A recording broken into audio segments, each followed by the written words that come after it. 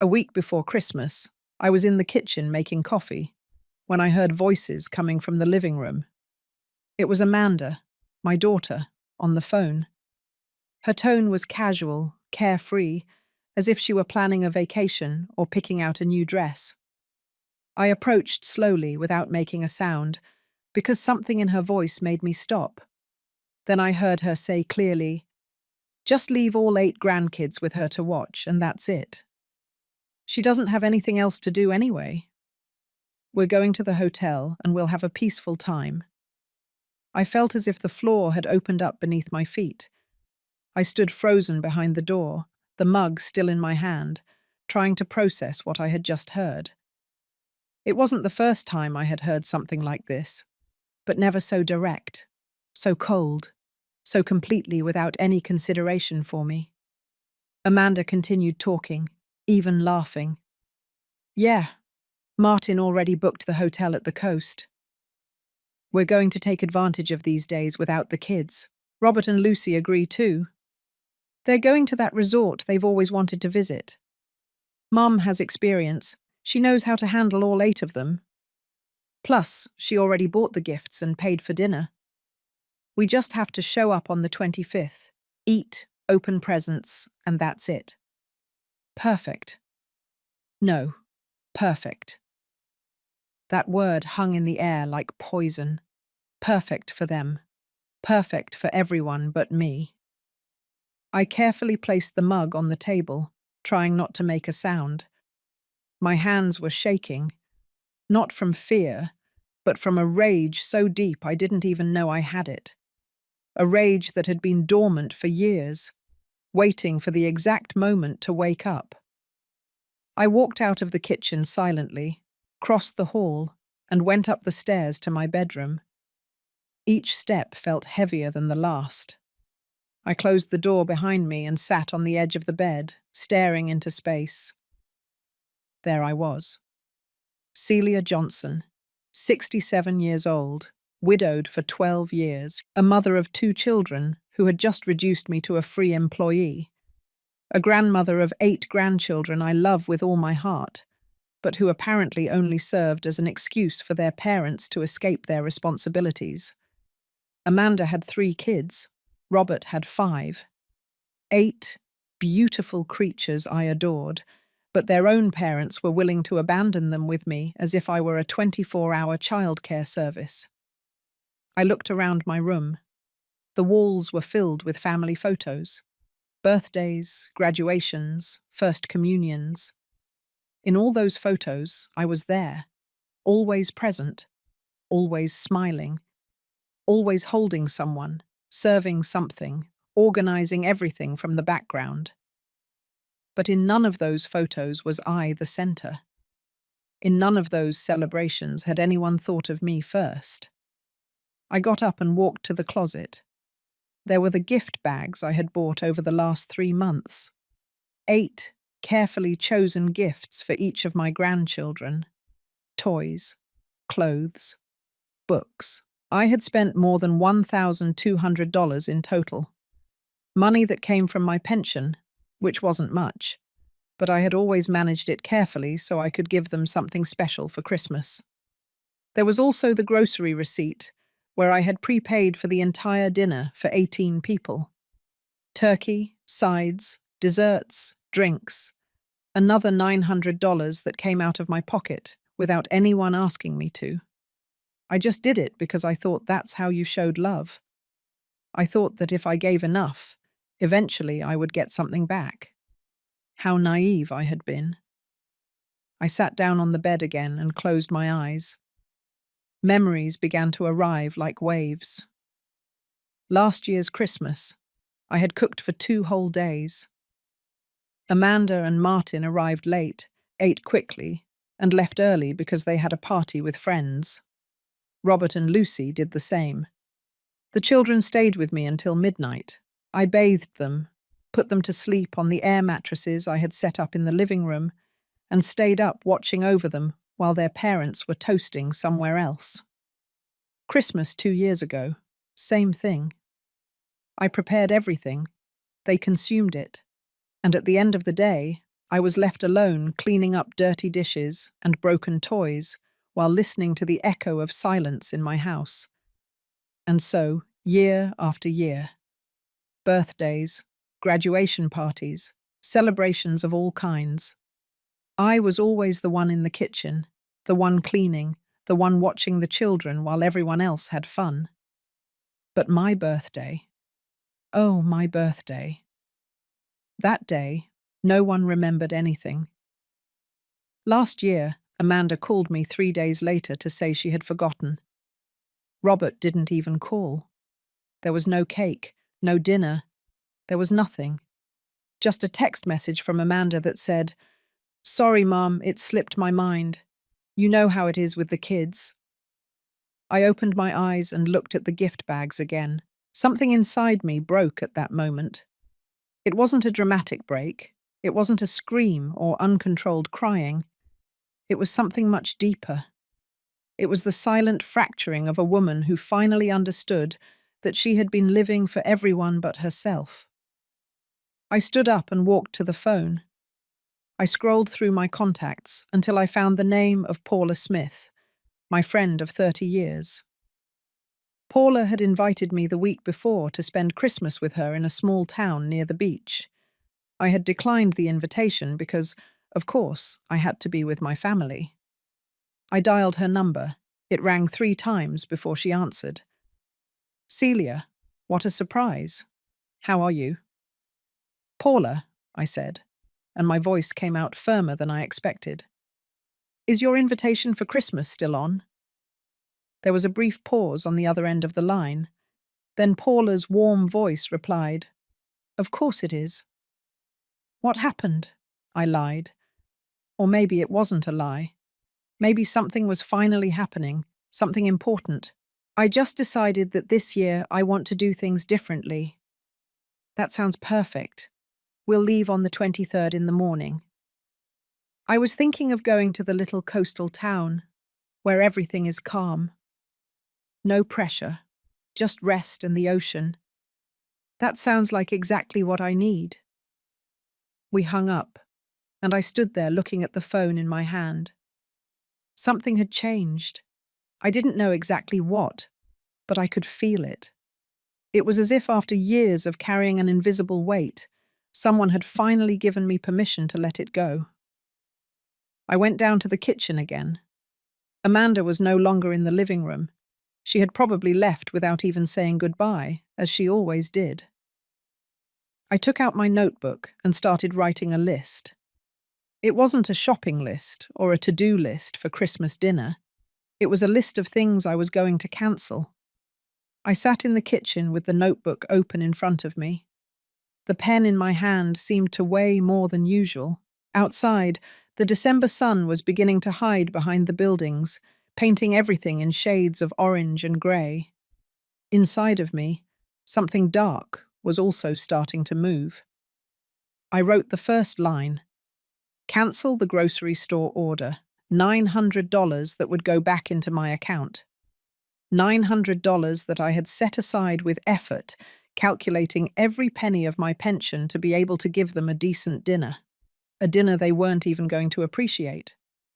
I wrote the second line: "Return the gifts. $1,200 more.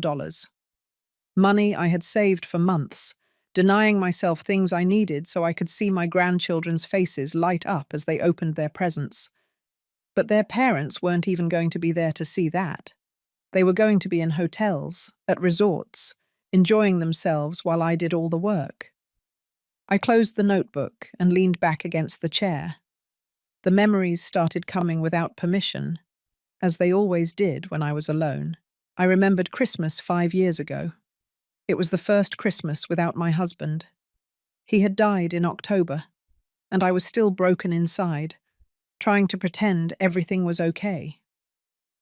Amanda called me 2 weeks before Christmas and said, "Mom, you're going to cook like always this year, right? The kids are expecting your turkey. We don't want to disappoint them." I had just lost the love of my life, and my daughter was asking me to cook. She didn't ask how I was. She didn't offer to help. She just reminded me of my obligation. And I did it. I cooked the turkey. I prepared the side dishes. I decorated the house. I put on a nice dress and smiled when everyone arrived. No one mentioned my husband. No one toasted to his memory. It was as if he had never existed. They ate, they opened gifts, they left. I stayed alone that night, sitting on the couch, looking at the food scraps and wondering if anyone would notice if I simply disappeared. I also remembered my 65th birthday. It had been 2 years ago. I didn't expect much, I never did. But that particular day, I had woken up with a little hope. Maybe Amanda would remember. Maybe Robert would show up with the kids. Maybe someone would make me feel like my existence mattered. I waited all day. I made coffee in case someone came. I baked a small cake, feeling ridiculous for doing it for myself. The hours passed. The phone didn't ring. No one knocked on the door. At 8 o'clock at night, I finally got a message from Amanda. "Sorry, Mum. The day got away from me. Happy belated birthday." Robert didn't even write. I ate a slice of cake alone, in the darkness of my kitchen, wondering when I had become invisible to my own children. But the worst part wasn't the forgotten birthdays or the lonely Christmases. The worst part was all the times I became something useful to them. I remembered when Amanda had her first child. I was excited to be a grandmother. I thought it would be a beautiful experience we would share together. But from the very first day, Amanda turned me into her personal nanny. "Mum, come watch the baby. I need to sleep." "Mum, stay with him tonight. We have an important dinner." "Mum, take him to the doctor. I have work." It was never, "Mum, thank you." It was never, "Mum, how are you?" It was always, "Mum, I need you to do this." And I did it. Of course I did it, because I thought that's how it worked. I thought that if I made myself indispensable, if I solved all their problems, eventually they would see me. They would value me. They would love me the way I needed to be loved. But it didn't work that way. The more I gave, the more they asked. The more I did, the more they expected. I became a resource, not a person. A solution, not a mother. Robert wasn't any different. When he and Lucy had their first child, the story repeated itself. Calls at midnight because the baby wouldn't stop crying and they didn't know what to do. Entire weekends watching the kids because they needed time for themselves. They never paid me. They never really thanked me. They just assumed I would always be there, available, without a life of my own, without needs of my own. And the saddest part is that I allowed that to happen. I trained my children to treat me that way. Every time I said yes when I wanted to say no, every time I smiled when inside I was breaking, every time I swallowed my pain so as not to inconvenience anyone. I built this prison. I forged the chains myself. I got up from the chair and walked to the window. Outside, the neighbors' Christmas lights were starting to come on, bright colors trying to cheer up the winter darkness. But inside me, there was only grey. I thought about all the previous Christmases, all the times I had decorated this house alone, all the trees I had put up without help, all the dinners I had prepared while my children arrived late or didn't show up at all. I thought about last year, when Amanda asked me to watch her 3 kids for 4 days because she and Martin were going on an anniversary trip. I accepted, of course. The kids got sick during those days. High fever, vomiting. I didn't sleep for 3 nights, caring for them, taking them to the doctor, giving them medicine. When Amanda returned, tanned and rested, the first thing she said to me was, "Mum, the kids look terrible. What did you feed them?" She didn't ask how I was. She didn't thank me for staying up all night. She blamed me, and I didn't say anything. I just lowered my head and apologized. I also remembered when Robert borrowed money from me 2 years ago. He needed to pay a debt and assured me he would pay me back in 3 months. It was $2,000, almost everything I had saved for emergencies. I gave him the money. 3 months passed, 6 passed, a year passed. He never paid me back. And when I finally mustered the courage to ask him, he looked at me as if I were the selfish one. Mum, I'm in a difficult situation right now. I can't give you that money. I thought you had just given it to me. You're my mother. You're supposed to help me without expecting anything in return. I was speechless, because he was right about one thing. I had always given without expecting anything in return. But that didn't mean it didn't hurt. It didn't mean it didn't make me feel used. I went back to the table and opened the notebook again. I started writing a different list. It wasn't a list of things I was going to cancel. It was a list of all the times I had been invisible. My 63rd birthday. No one came. Last year's Mother's Day, I received a generic text message. Christmas 3 years ago, I cooked for 15 people. No one stayed to help me clean. The time I was in the hospital with an infection, Amanda said she couldn't visit because she had yoga. When I sold my mother's jewelry to help Robert with his business, he never thanked me. The list grew, page after page, years and years of moments when I had been treated as secondary, as someone whose existence only mattered when it was convenient for others. When I finished writing, I looked at the pages filled with black ink and realized something. I had stopped existing for them a long time ago. I had become a function, a service. I was no longer Celia. I was no longer the woman who had dreams, desires, needs. I was just Mum, the problem solver, grandma, the caretaker, her, the one who is always available. I closed the notebook hard. The sound echoed in the empty kitchen. Something inside me hardened at that moment. It wasn't hate. It wasn't revenge. It was something much simpler and more powerful. It was the decision not to disappear again. That night I couldn't sleep. I stayed awake, staring at the ceiling, listening to the silence of the house.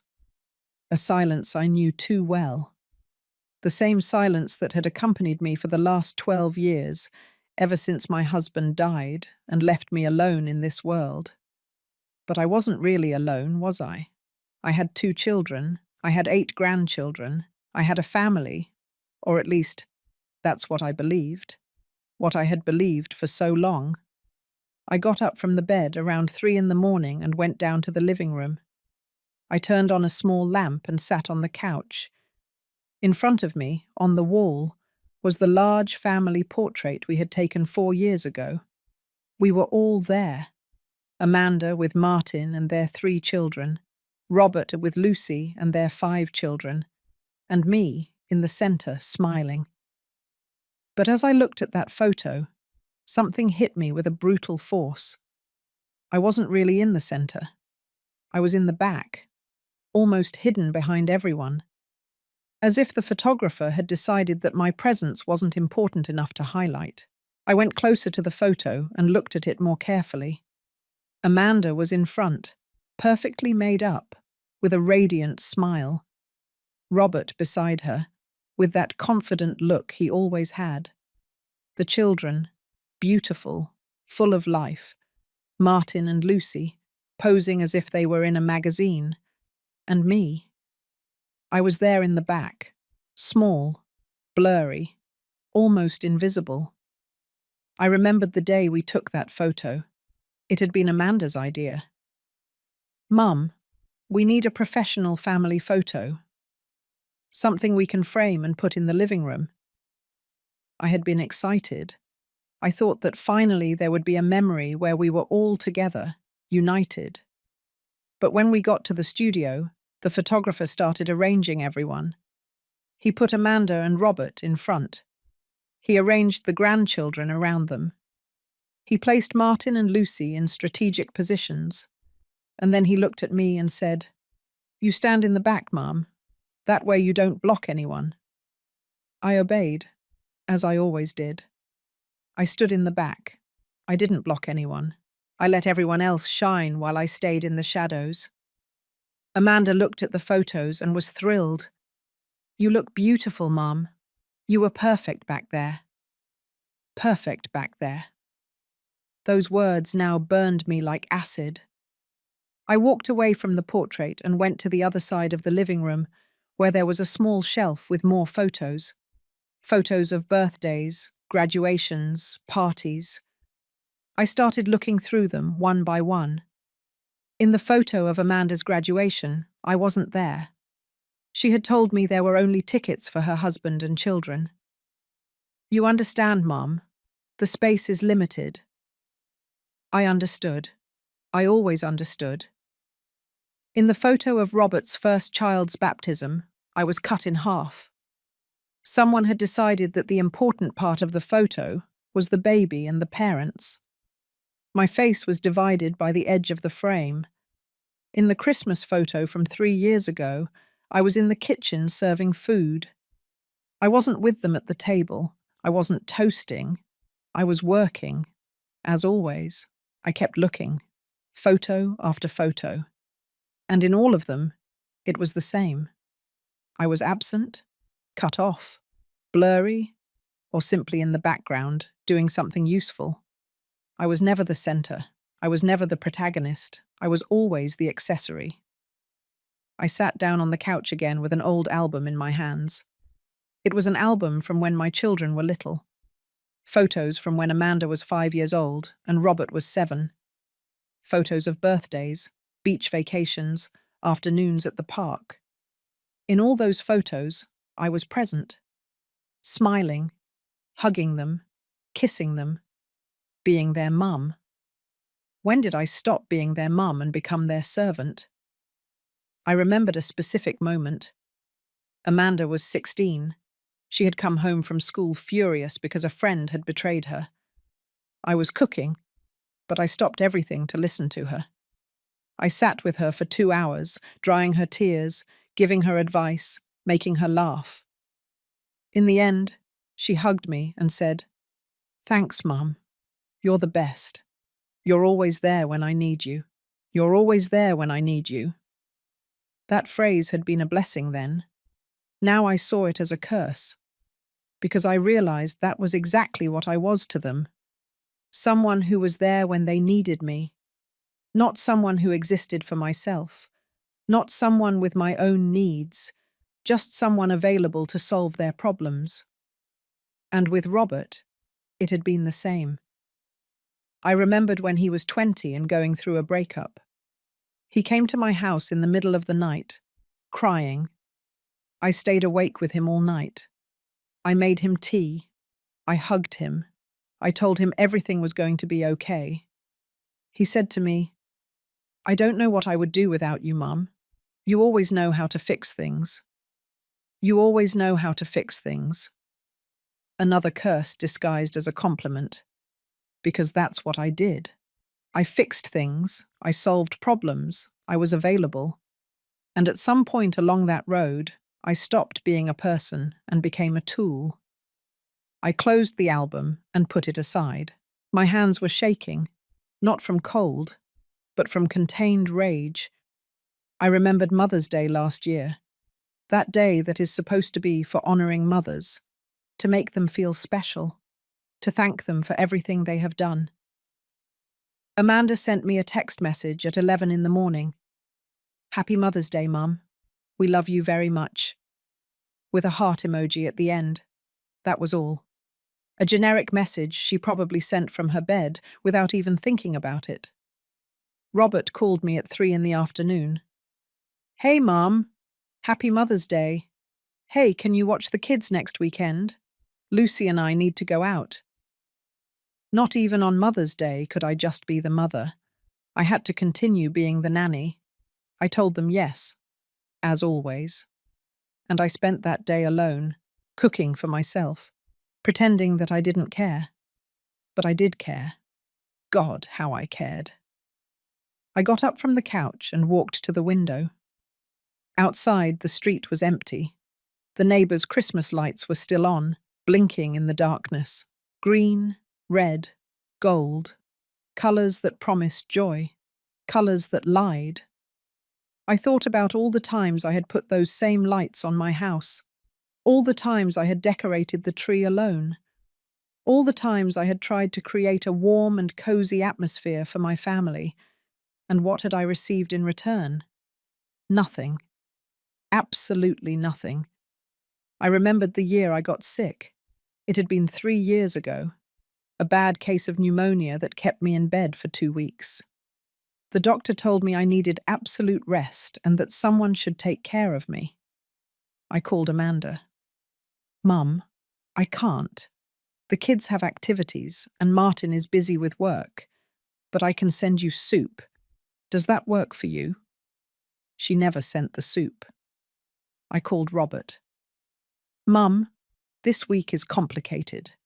Lucy has an important event and I have meetings. But I'll call you later, okay? He didn't call. I spent those 2 weeks alone, dragging myself to the kitchen to make myself something to eat, taking medicine with trembling hands, sleeping in sweat and fever with no one to put a cool cloth on my forehead. And when I finally recovered and was available to them again, no one asked how I had been. They only called again when they needed something. Mum, can you watch the kids? Mum, can you lend me money? Mum, I need you to come help me with this. Always needing, never giving. I walked away from the window and went back to the couch. I took out my phone and opened the photo gallery. I started looking through recent photos that Amanda and Robert posted on their social media. There they were, smiling, happy, in fancy restaurants, on beach trips, at parties with friends, living their perfect lives. And in none of those photos was I, because I wasn't part of their perfect lives. I was part of their obligations, their burdens, the things they had to tolerate, but not celebrate. I kept looking. I found a photo from 6 months ago. It was Martin's birthday. Amanda had organized a big party. There was food, music, decorations. Everyone looked happy. I was not invited. I found out about the party days later when I saw the photos online. When I asked Amanda why she hadn't invited me, she said, "Oh, Mum, it was an adult party. I thought you'd be bored. Plus, it was last minute." Last minute. It had been planned for weeks, but I wasn't invited, because I wasn't part of their social circle. I was just the one who watched their kids when they wanted to go out. The tears started to fall. They weren't tears of sadness. They were tears of rage, of frustration, of years and years of feeling small, invisible, insignificant. I angrily wiped away the tears and took a deep breath. I wasn't going to cry about this anymore. I wasn't going to sit around waiting for my children to finally see me, because now I understood the truth. They were never going to see me, not because I wasn't visible, but because they had chosen not to look. Dawn came slowly that morning. I was still awake on the couch, surrounded by scattered albums and photos. The grey light of day began to filter through the windows, illuminating the mess of memories I had left around me. I got up with an aching body. I hadn't slept at all, but my mind was clearer than ever. It was as if all the fog of years of confusion had finally lifted, and I could see with painful clarity. I went to the kitchen and made coffee. While I waited for the coffee maker to finish, I opened my phone and looked up the grocery store's number. It was 7 in the morning. I knew they opened at 8. I decided to wait. I sat at the table with my steaming cup of coffee in my hands. The warmth of the liquid comforted me, anchoring me to the reality of what I was about to do. It wasn't revenge I felt. It was something deeper. It was the conscious decision to stop sacrificing myself for people who had never appreciated it. It was choosing myself for the first time in decades. At 8 o'clock on the dot, I dialed the grocery store's number. A friendly voice answered on the other end. Good morning, Central Market. How can I help you? Good morning. I need to cancel an order I placed for Christmas. The name is Celia Johnson. There was a pause as the person looked in the system. Yes, here it is. A large order for 18 people. Turkey, full sides, desserts. The total is $900. Are you sure you want to cancel it? It's almost ready to be delivered on the 23rd. Completely sure. Please cancel it. Understood. The full refund will be made to your card within 3 to 5 business days. Is there anything else I can help you with? No, that's all. Thank you. I hung up the phone and looked at it. $900 that would come back to me. $900 that I could use for myself. For something I wanted. For something that would make me happy. Next on my list were the gifts. I had bought 8 gifts from different stores over the last 3 months. Some still had receipts. Others didn't. But I was going to try to return all of them. I got dressed quickly and left the house. The first store opened at 9. I arrived 15 minutes early and waited in the parking lot. When the doors finally opened, I went straight to the returns counter. Good morning. I need to return this. I placed a large box on the counter with a building set I had bought for Robert's oldest son. It had cost $150. The employee checked the receipt. It's within the return period. Any problem with the product? No, I just changed my mind. Understood. Refund to the card or store credit. Refund to the card. She processed the return and gave me the receipt. $150 back. I went to the second store. I returned a bicycle I had bought for one of Amanda's daughters. $200 more. Third store. A large doll with accessories. $100. Fourth store. Clothes for 3 of the grandchildren. $220. Store after store. Return after return. Some employees looked at me with curiosity. An older woman returning so many toys days before Christmas. They probably thought it was strange. But I didn't care what they thought. By 2 in the afternoon, I had recovered $1,100. There were 2 gifts I couldn't return because I had lost the receipts. I left them in a donation box outside a church. Let others enjoy them. Children whose parents might actually value their grandmothers. I returned home exhausted, but with a strange feeling in my chest. It wasn't joy. It wasn't sadness. It was something like relief. Like when you finally stop carrying a heavy load you've been holding for too long. I sat in the living room and dialed Paula's number. Celia, what a surprise. How are you? Paula, about that beach trip. How long were you planning to stay?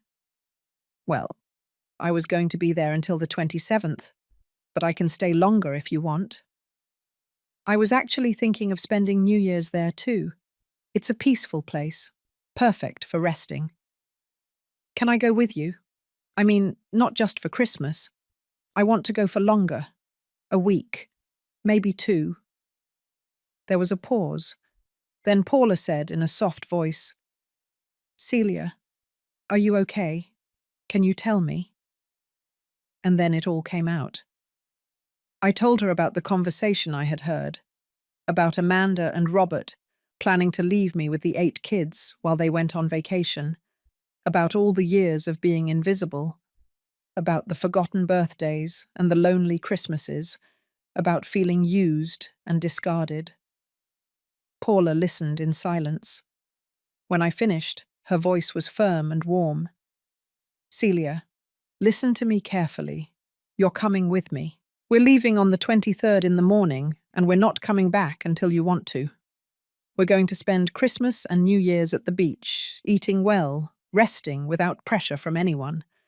And if anyone calls you, you don't answer. Did you hear me? You don't answer. But the children have parents, and those parents can take care of them for once in their lives. You are not responsible for solving the problems they created themselves. She was right. Of course she was right. But decades of conditioning don't disappear with one conversation. I'm scared, Paula. Scared of what they're going to say, of what they're going to think. And what about what you think? What about what you feel? Celia, you've spent your whole life worrying about what others feel. It's time for someone to worry about you. And if no one else is going to do it, then you have to do it yourself. We hung up after agreeing on the trip details. Paula would pick me up on the 23rd at 8 in the morning. We would take only what we needed.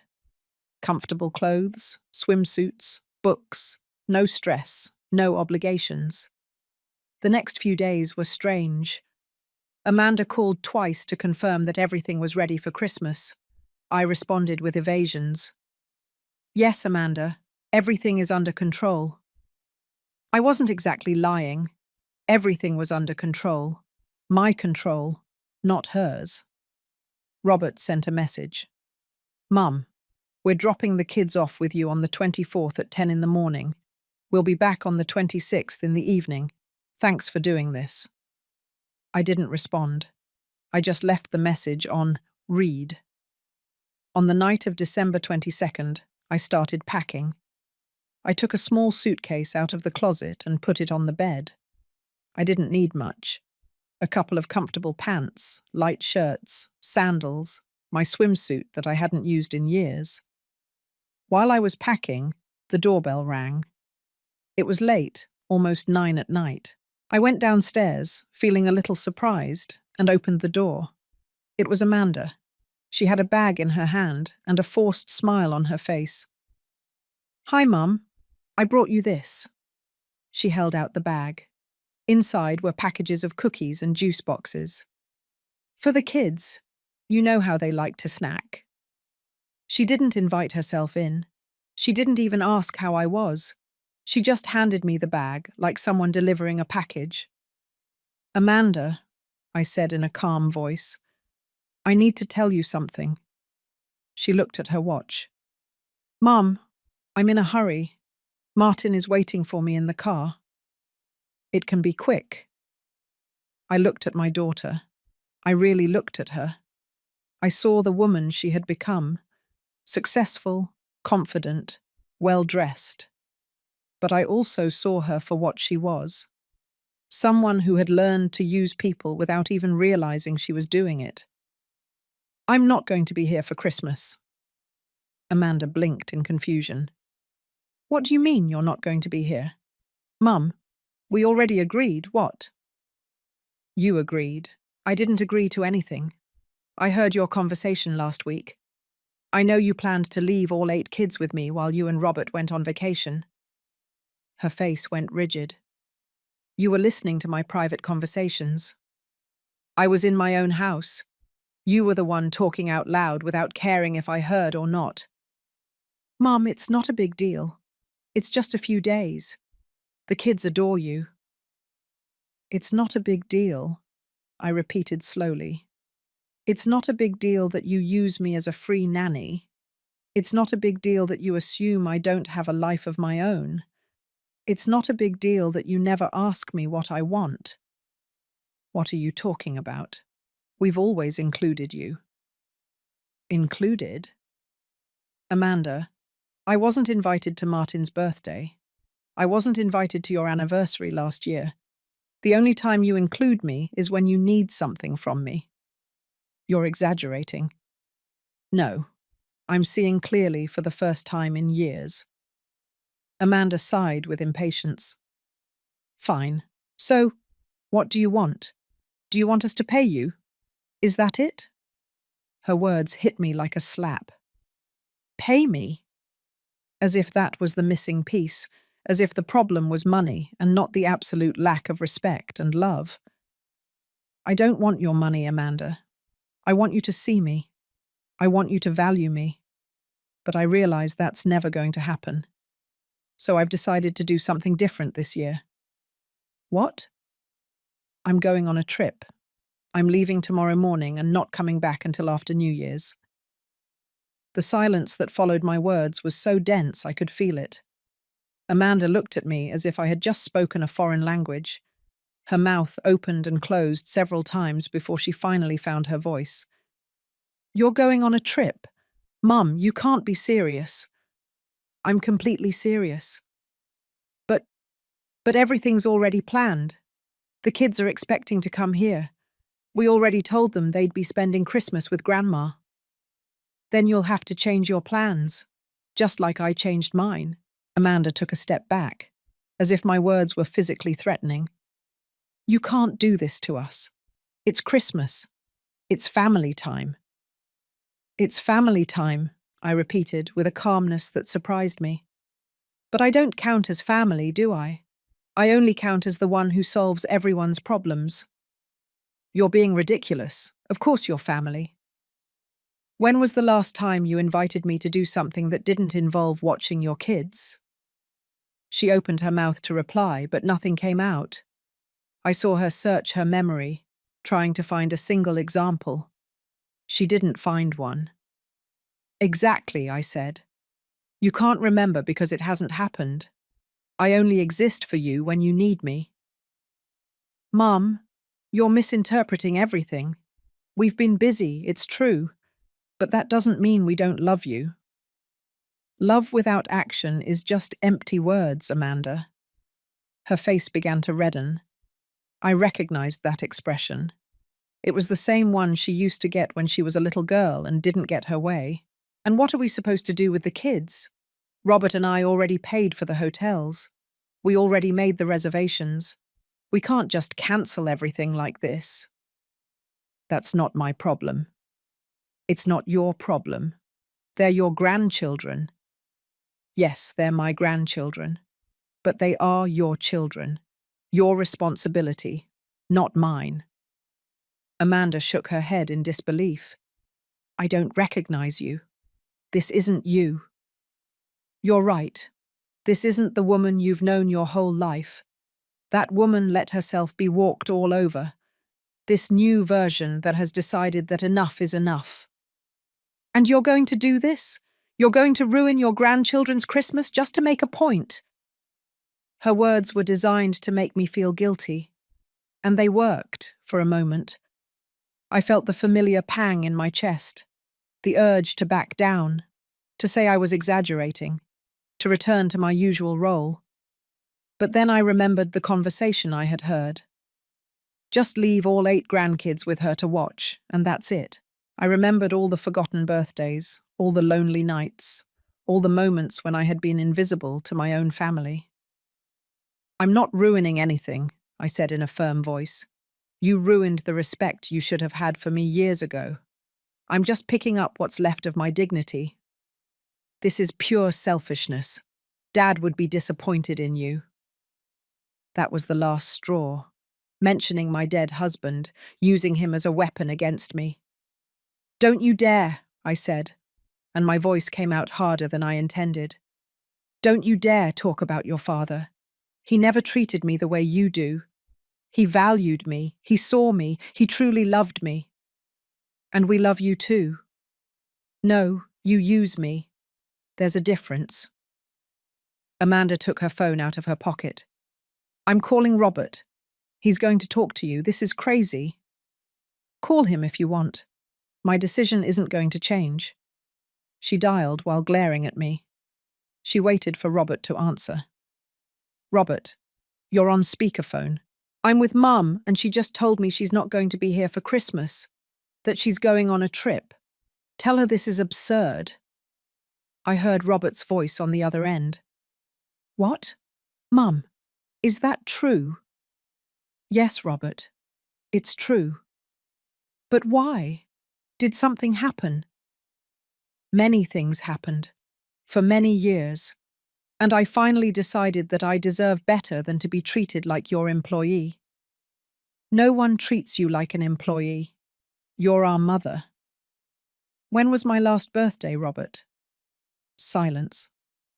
"I'll tell you. It was August 15th, 4 months ago. You didn't call. You didn't write. You didn't come. Nothing." "Mum, I was..." I was busy with. You're always busy. Everyone is always busy. Except when you need me for something. Then you find the time. This isn't fair, Amanda chimed in. You're punishing us for something we didn't even know bothered you. It bothered me because you never stopped to ask me. You never cared how I felt. You only cared about what I could do for you, Robert spoke again. Mum, we can talk about this after Christmas. But right now we need you to be available, I finished for him. That's the word you're looking for. You need me to be available. Well, guess what? I'm not anymore. Then what are we going to do? Robert's voice sounded more irritated than worried. You're going to do what all parents do. Take care of your own children. Cancel your trips. Or take the kids with you. Or hire someone. I don't know. It's not my problem to solve. Amanda closed her eyes as if she were making an effort to stay calm. Mum, be reasonable. We've already paid thousands of dollars for these trips. We can't just. I paid $900 for the dinner you were going to eat. $1,200 for gifts you were going to open. That money matters too. Or at least it should. Wait, Robert said. You cancelled the dinner? And the gifts? I returned them. Every one of them. And I got my money back. The silence on the other end of the phone was absolute. I could imagine Robert's face processing this information.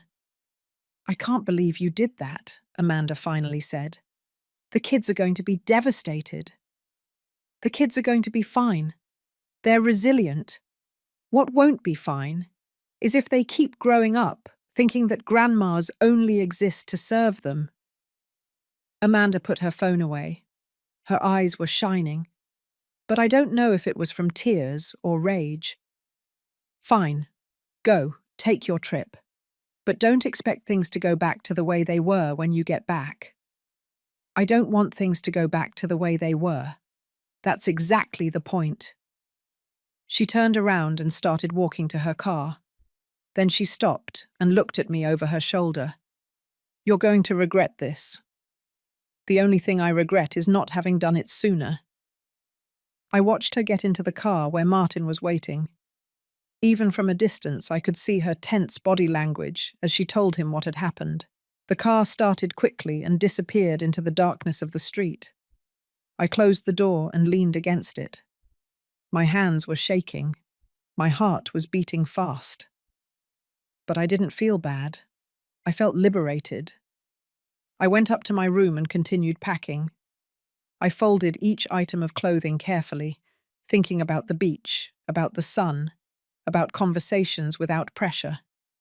I packed my swimsuit, the one I had bought 3 years ago and had never used because there was never any time for me. I put my favorite book in the suitcase, a book I had tried to read 5 times but was always interrupted. This time I would finish it. I added a new notebook. Maybe I would write. Maybe I would draw. Maybe I would just use it to make lists of things that made me happy. Things I had forgotten I liked. My phone started ringing. It was Robert. I didn't answer. He called 3 more times. Then Amanda. Then Martin. Then Lucy. They all wanted to convince me. They all wanted me to go back to my place. To the place where I was useful, but invisible. I turned off the phone. The silence that followed was beautiful. I sat on the bed and looked at the half-full suitcase. It was small. I didn't need much. I just needed space to breathe. December 23rd dawned with a clear sky. I woke up early before the sun came out, with a strange feeling in my chest. It wasn't fear. It wasn't guilt. It was anticipation. Something I hadn't felt in years. I took a long shower, letting the hot water relax my tense muscles. I dressed in comfortable clothes, some cotton pants and a light shirt. Nothing fancy, nothing that needed to be ironed or coordinated. Just clothes that made me feel free. I went down to the kitchen and made coffee. While I drank it, I looked around the house.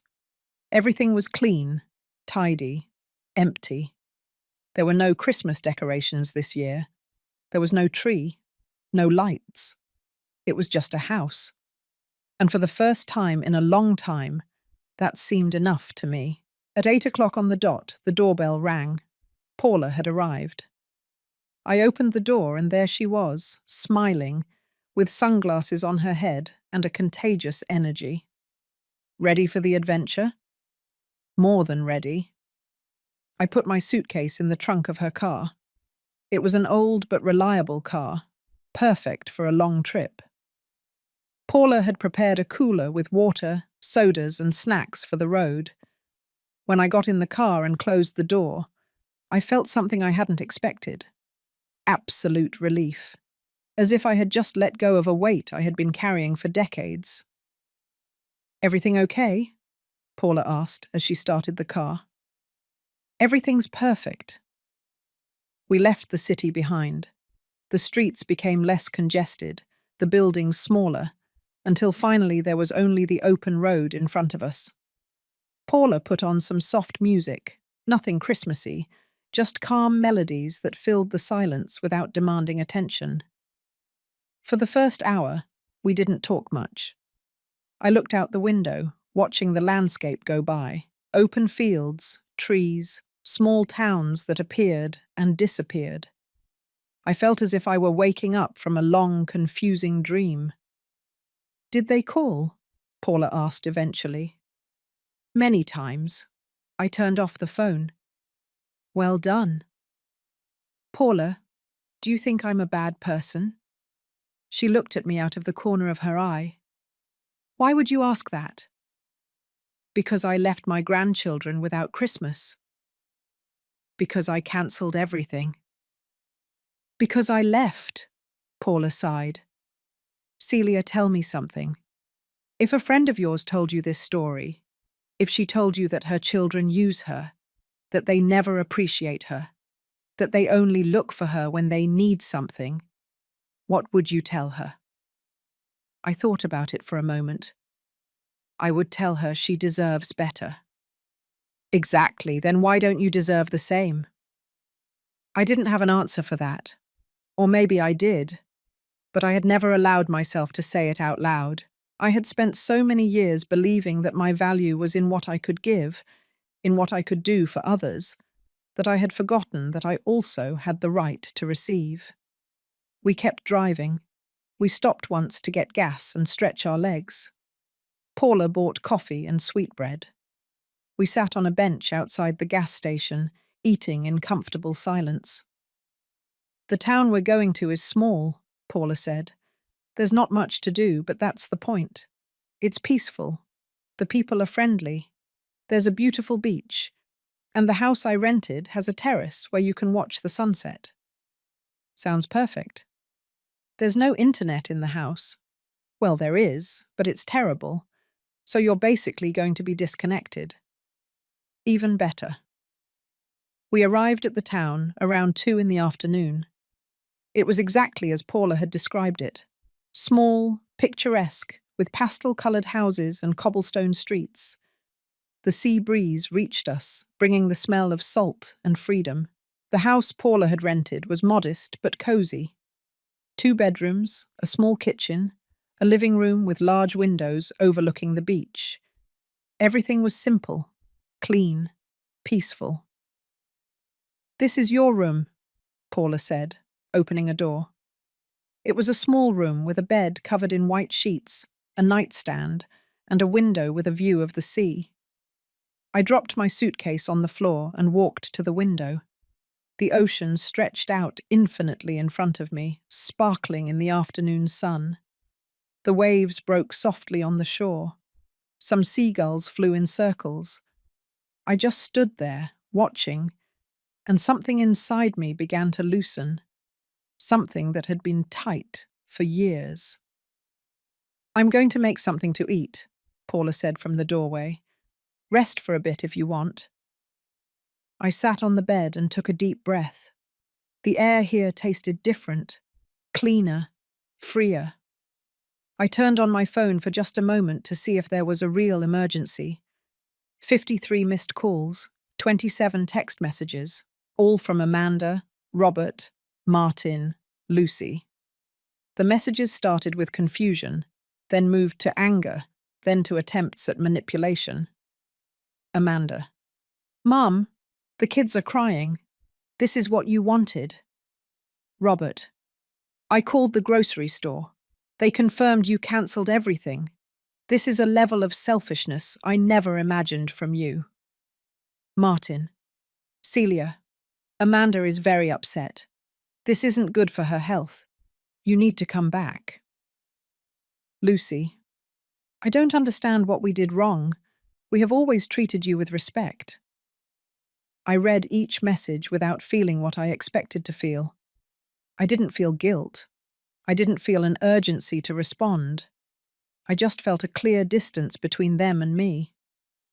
I turned off the phone again and put it at the bottom of my suitcase. Paula called me from the kitchen. Food is ready. I left the room and found a simple table, but full of good things. Fresh salad, grilled fish, rice, fruits, simple food that tasted like care. We ate slowly without rushing, talking about unimportant things. The weather, the colours of the sunset, the plans for the next few days. Tomorrow is Christmas Eve, Paula said. I thought we could walk on the beach in the morning. There's a small market downtown where they sell crafts. And at night, if you want, we can have a simple dinner here, or go to the town restaurant. Whatever you prefer is fine with me. Celia, this trip is for you. What do you want? The question caught me by surprise. What did I want? It had been so long since anyone had asked me that. I want to walk on the beach, I said slowly. I want to see the market. And at night, I want a quiet dinner here, without any stress. Paula smiled. Then that's what we'll do. That afternoon we walked on the beach. The sun was starting to set, and everything was painted gold. I let the water touch my feet. It was cold, but refreshing. Paula walked beside me, picking up shells from time to time. There were other people on the beach, families with kids building sandcastles, couples walking hand in hand, groups of friends laughing. Everyone seemed at peace. No one seemed to be carrying the weight of the world on their shoulders. You know what hurts the most, I said suddenly. What? That they didn't even notice I was disappearing. They didn't even notice I was there, only when they needed me. I was invisible for years and they never cared. Paula stopped and took my arm. Celia, look at me. You're not invisible. They chose not to see you. There's a huge difference. And the fact that they couldn't see your worth doesn't mean you don't have it. Her words hit me hard. I felt the tears coming, but this time I didn't stop them. I let them fall freely while the sound of the waves accompanied them. Paula hugged me. She didn't say anything else. She just held me while I cried out years of accumulated pain. When I finally pulled away, I wiped my tears and looked at the horizon. The sun was touching the water now, creating a path of light on the waves. Thank you, I said to Paula. What for? For seeing me, for being here, for not judging me. That's what real friends do. We returned to the house when it was already getting dark.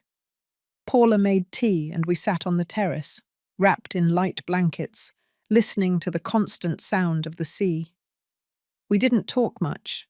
There was no need. The company was enough. That night I slept soundly for the first time in weeks. There were no nightmares, no anxiety, just a deep and restorative rest. Christmas Eve dawned bright and warm. I woke up to the sound of seagulls and the smell of fresh coffee coming from the kitchen. For a moment, I didn't remember where I was. Then it all came back to me. I was far away. I was free. I was choosing myself for the first time in decades. I got up slowly, without rushing. Paula was already in the kitchen making breakfast. Toast, fresh fruit, orange juice. Good morning. How did you sleep? Better than I have in years. We ate breakfast on the terrace, looking at the sea. The water was calm this morning, almost like a mirror reflecting the sky. Some people were already walking on the beach, taking advantage of the cool hours before the sun got stronger. Ready for the market? Paula asked. Ready. We walked to the center of town. The streets were livelier than the day before. Christmas music played from the stores. But it wasn't the loud commercial music of the city. It was soft, almost comforting. The market was small, but charming. There were stalls with local crafts, handmade jewelry, black and white photographs from local artists. Everything had a personal touch, as if each piece carried the story of the person who had created it. I stopped at a stall that sold woven bracelets. They were simple but beautiful, each in different colors. The woman who was selling them was older, probably my age. She had wrinkled but strong hands, hands that had worked a lifetime. They're beautiful, I told her. Thank you. I make them myself. Each one is unique. How much is this one? I pointed to one in shades of green and white. $15. I took the money from my purse and bought it. I put it on my wrist, and I liked how it felt. Light. Simple. Mine. Paula bought some earrings. We kept walking, stopping at different stalls, without pressure, without a schedule. It was the first time in years I had been able to do something like this. Just walk, just look, just exist without anyone needing anything from me. At one of the stalls, there were handmade notebooks. I remembered the notebook I had brought in my suitcase. I thought about all the things I wanted to write, all the things I had kept silent about for so long. I bought a small notebook with a fabric cover. It cost $12. I would have it as a backup, for when the other one was filled with words that needed to come out. Around noon, we returned to the house. It was hot now, and we decided to spend the afternoon at the beach. Paula brought umbrellas and towels. I put on my swimsuit for the first time in 3 years. I looked at myself in the mirror before I left. My body had aged.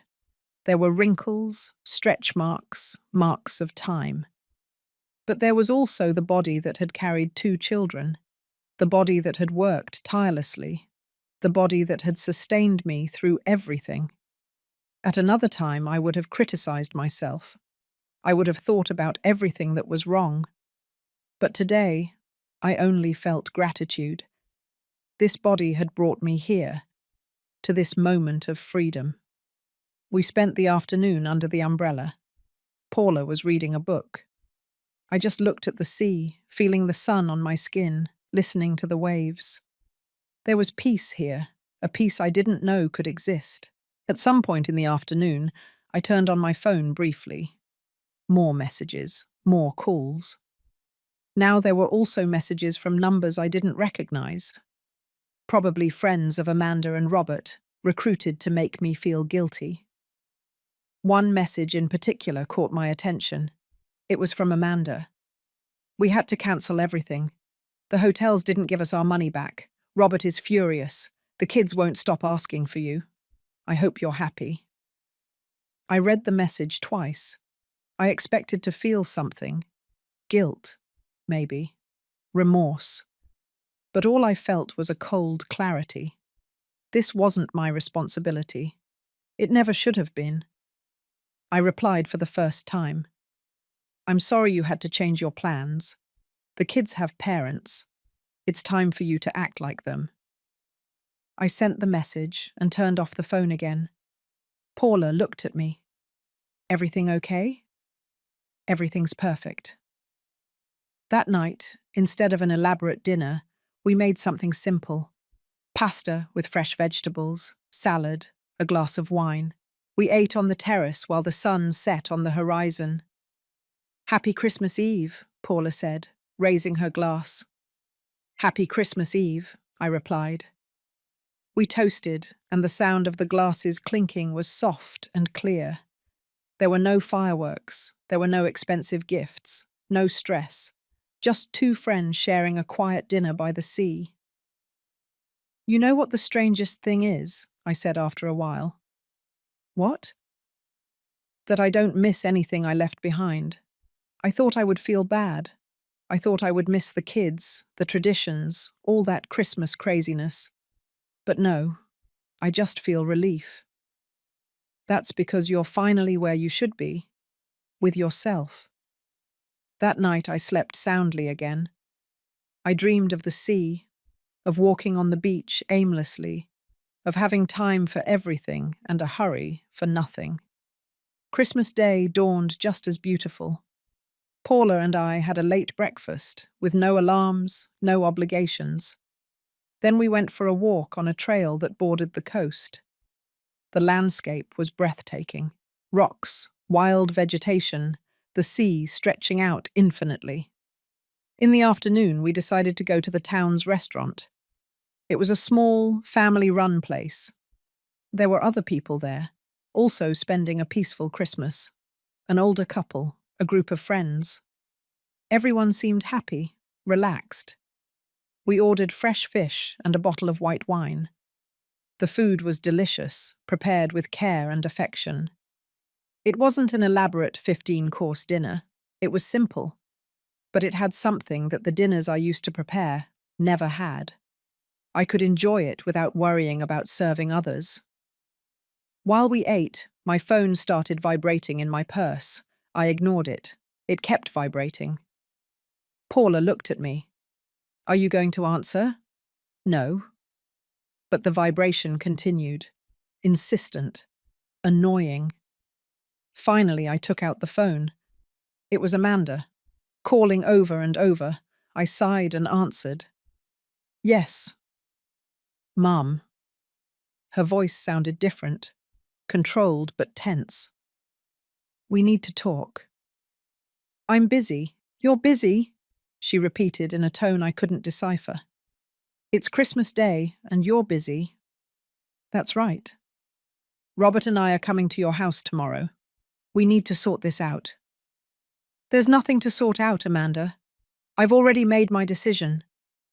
You can't just leave and pretend you don't have responsibilities. My only responsibilities are to myself. You're adults. You have to learn to manage your own lives. What about the kids? What did they do wrong? The kids didn't do anything wrong, but it's not my job to raise them either. I already raised my children. Now it's your turn. I don't recognize you. Good, because the woman you knew no longer exists. She got tired of being invisible. There was a long pause.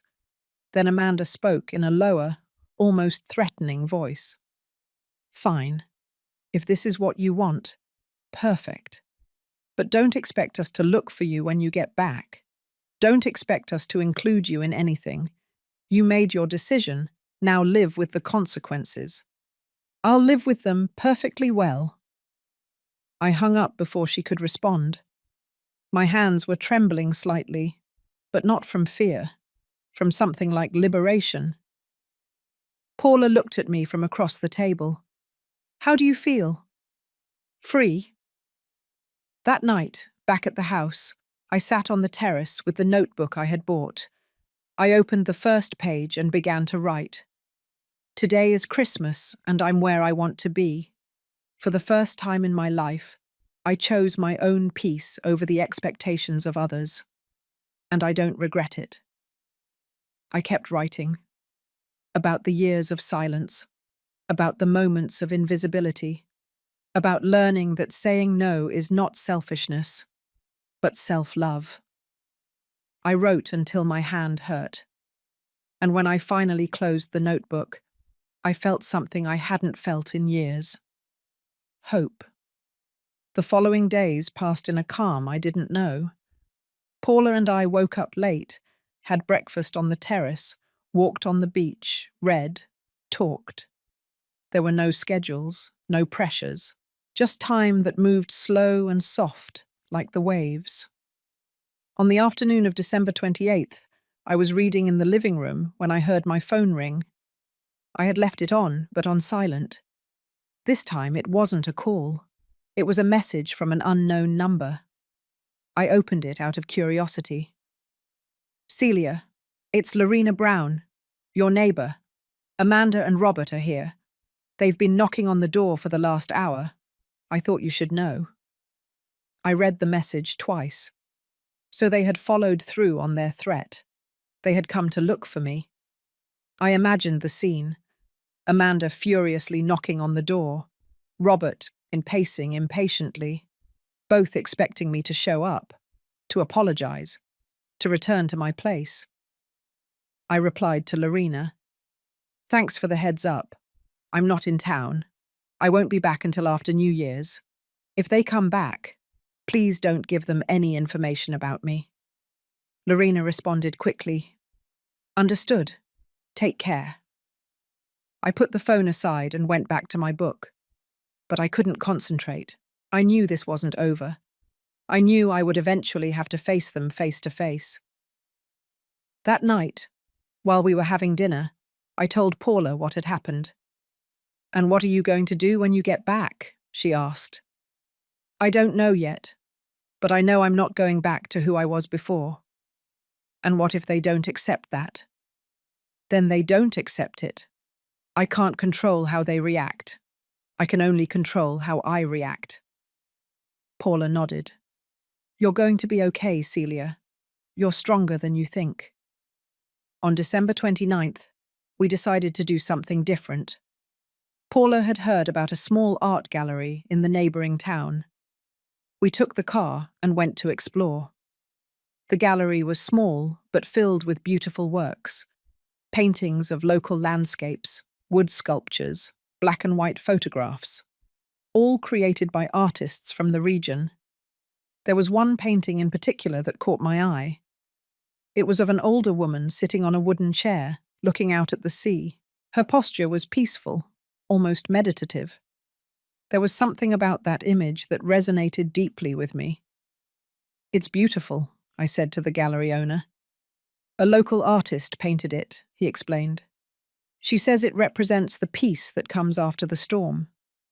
"How much does it cost?" $250. It was more than I had planned to spend. But something in that painting spoke to me. It was like seeing my own transformation reflected in oil. "I'll take it." On the way back to the house, we hung the painting in the living room. Paula took a step back to admire it.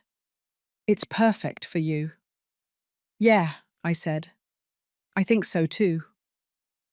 That night I wrote more in my notebook, about the fear I had felt at the beginning, about the guilt I expected to feel but which never came, about discovering that chosen solitude was different from imposed loneliness. On December 30th, while we were walking on the beach, my phone rang. This time it was a number I did recognize. It was Martin, Amanda's husband. I hesitated before answering. Then I decided it was time to face this directly. "Yes. Celia, I need to talk to you." His voice was serious, almost formal. "I'm listening." "Amanda is devastated. You don't understand the damage you've caused." "On the contrary, I understand perfectly the damage I have allowed them to cause me for years." "This isn't about you. This is about family." "Family? Martin, how many times have you invited me to something that didn't involve watching your kids? How many times have you asked me how I'm doing? How many times have you treated me as something more than a convenient nanny?" Silence on the other end. "Exactly, never. Because for you, for Amanda, for Robert, I only exist when I'm useful. Well, guess what? I don't accept that anymore." "You're the grandma. You're supposed to be there for the kids."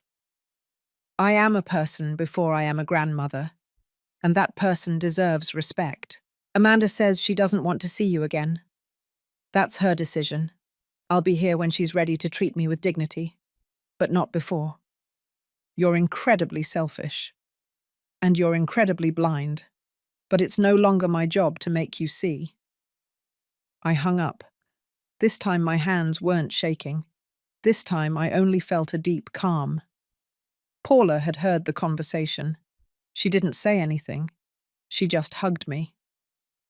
On December 31st, we decided to have a small celebration. We bought fresh seafood at the market and cooked it ourselves. It wasn't an elaborate dinner, but it was special. We set the table with candles and wildflowers we had collected on our walks. At 11 o'clock at night, we went up to the terrace with glasses of sparkling cider. From there, we could see some fireworks in the distance, small points of light in the dark sky. To new beginnings, Paula said, raising her glass. To choosing myself, I replied. We toasted as the midnight bells began to chime from the town church. January 1st dawned peacefully. Paula and I spent the day not doing much, just existing. In the afternoon, I received another message. This time, it was from Robert. Mum, this has gone too far. You need to come back and fix this. Amanda won't stop crying. The kids are asking for you. Dad wouldn't have wanted this. I read the message several times. The attempt to use my dead husband as an emotional weapon no longer worked. He had been a good man. He had valued me. And if he were alive, he would have understood why I did what I did. I replied, Robert, your father taught me that true love isn't manipulation. He taught me that relationships are built on mutual respect. If Amanda is crying, maybe it's time for you to reflect on why. If the kids are asking for me, tell them their grandma loves them, but she also loves herself. I'll be back in 2 days. When I do, things are going to be different. Either you accept the new Celia, or we have nothing more to talk about. I sent the message and turned off the phone. On January 2nd, Paula and I packed our things. The trip back was peaceful. I looked out the window, processing everything I had experienced in those days. I wasn't a different person. I was the same person I had always been, but finally free of the chains I had allowed to be put on me. When we arrived at my house, Paula helped me get my suitcase out. Are you going to be okay? She asked. I'm going to be perfect. We hugged. Thanks for everything, Paula. For seeing me. For being there. When you want to repeat the trip, just let me know. I watched her drive away in her car. Then I went into my house. It was exactly as I had left it. Clean, tidy, empty. But now that emptiness didn't scare me, it was space. Space to build something new. I hung the painting I had bought on the living room wall. The woman looking out at the sea was now looking at me, reminding me who I was now. That night, as I was making tea, the doorbell rang. I looked out the window. It was Amanda and Robert, together, with serious faces. I took a deep breath. It was time for the final conversation. I opened the door, but I didn't invite them in. We need to talk, Amanda said. Then talk. Amanda and Robert stood in the doorway, looking at me as if they didn't recognize me. Maybe they didn't recognize me. The woman they had known their whole lives would have opened the door wide, invited them in, made coffee, would have done everything possible to smooth over the tension. But that woman no longer existed. You're not going to let us in? Robert asked, in a tone that was meant to be authoritative, but sounded more like confusion. It depends on what you've come to say. Amanda crossed her arms. Her face was tense, with dark circles that revealed sleepless nights. But I didn't feel the need to fix that. It wasn't my job to fix the consequences of their own decisions. We came to talk about what happened, Amanda said. About how you ruined the whole family's Christmas. I didn't ruin anything. You created an unsustainable situation and I simply refused to be a part of it. You left us hanging, Robert interjected. We lost thousands of dollars on reservations we couldn't cancel. We had to spend Christmas with 8 screaming kids asking for you. And I spent Christmas in peace for the first time in years. It was a choice. Mine. Amanda took a step forward. Do you know how hard it was to explain to the kids why their grandma abandoned them? I didn't abandon anyone. I refused to be used. There's a difference. This is ridiculous, Robert said. You're our mother. You're supposed to be there for us. I was your mother for my whole life. I raised you, I cared for you, I sacrificed everything for you. But you're not children anymore. You're adults with your own families, and I'm no longer obligated to solve all your problems. Then what? Amanda looked at me with shining eyes. Are we not your family anymore? Do we not matter? You stopped treating me like family a long time ago. You turned me into a service, into something useful, but not valuable. That's not true. No. I held her gaze. When was my last birthday, Amanda? She opened her mouth, but nothing came out. August 15th. Almost 5 months ago. You didn't call. You didn't come. You didn't even send a message until 3 days later. And you, Robert, not even that. Robert looked away. We've been busy. You're always busy, except when you need me for something. This is an exaggeration, Amanda said. Yes, we've been busy, but we've always loved you. Love without actions is just noise. You loved me when it was convenient. You looked for me when you needed something. But when I needed something, when I was sick, when I was alone, you were never there. Amanda wiped away the tears that were starting to fall. But this time I didn't feel the urge to comfort her. These were tears she needed to cry. So what now? Robert asked. You're just cutting us out of your life. I'm not cutting you out. I'm setting boundaries. I'm no longer going to be available every time you need me. I'm no longer going to pay for things you should be paying for. I'm no longer going to watch your children every time you want to get away. I have my own life, and it's time for me to live it. But you're the grandma, Amanda insisted. Yes, I'm the grandma, and I love my grandchildren. But loving them doesn't mean sacrificing my dignity. If you want me to be a part of your lives, it's going to be on my terms. With respect, with consideration, with reciprocity. This is selfishness, Robert said. Call it whatever you want. I call it self-love. There was a long silence. Amanda and Robert looked at each other, communicating in that silent language that only siblings share. Finally, Amanda spoke. And what if we can't accept that? Then we have nothing more to talk about. The door is open when you're ready to see me as a person, not as a resource. But I'm not going to beg for your respect. Not anymore. Amanda turned around and started walking to the car. Robert stayed for a moment longer, looking at me with an expression I couldn't decipher. There was something there. Maybe confusion. Maybe the first glimmer of understanding. I never thought you'd do something like this, he finally said. Me neither. But it turns out I have more strength than you both thought. He nodded slowly and followed his sister. I watched them get in the car and drive away. I didn't feel sadness. I didn't feel relief. I just felt calm. I closed the door and leaned against it. My legs were trembling slightly, not from fear, but from the adrenaline of finally having said everything I needed to say.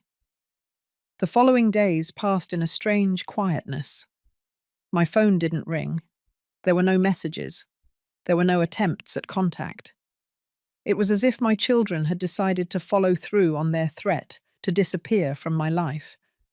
And curiously, I didn't feel empty. I felt free. I started building a new routine. I got up when my body wanted to wake up, not when an alarm forced me to. I had breakfast slowly, savoring every bite. I read the books I had bought years ago, but had never had time to open. I signed up for a painting class at the community center.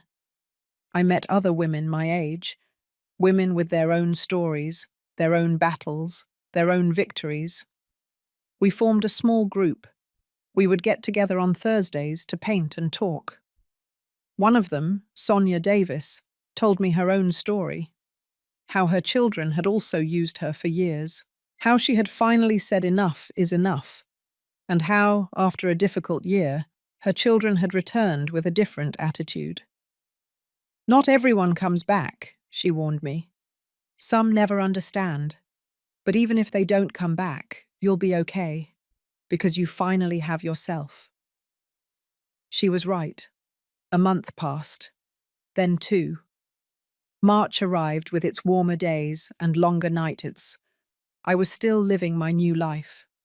Calm, autonomous, at peace.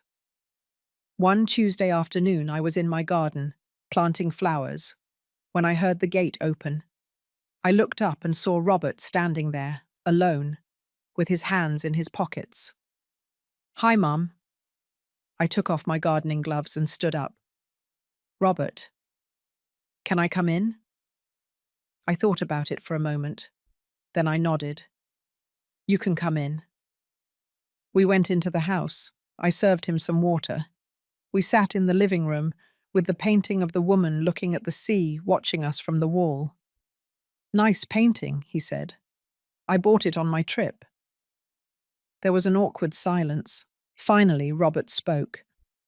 "I've been thinking a lot about what you said, about how we treated you. And you're right." His voice cracked slightly. "You're right about everything." I didn't say anything. I just waited. "Lucy and I have been talking about how we depended on you for everything, about how we never asked you how you were doing, about how we turned you into an employee instead of treating you like our mother." He wiped his eyes. "I'm sorry, Mom. I really am."